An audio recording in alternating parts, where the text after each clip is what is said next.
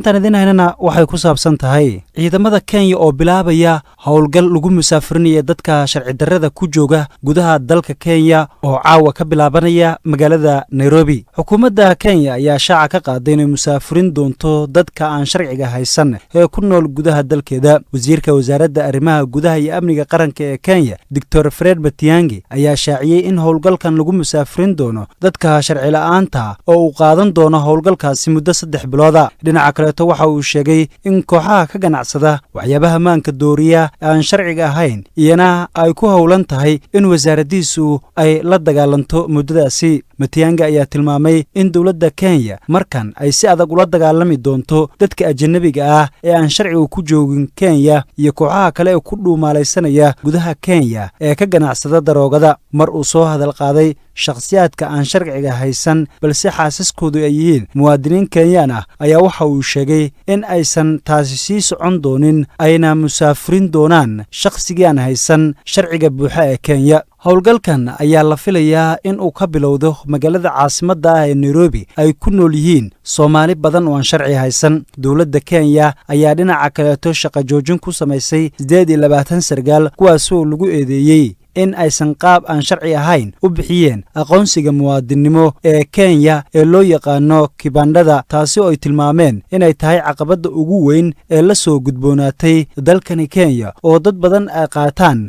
sharciyo ay ku goosteen si aan waafaqsanayn dastuurka Kenya. Intaas ayaan daawadayaal ku soo gabagabaynaynaa warbixintaynu kaga hadlaynay ciidamada Kenya oo bilaabaya howlgal lagu musaafirinayo dadka sharci darrada ku jooga gudaha dalkani Kenya.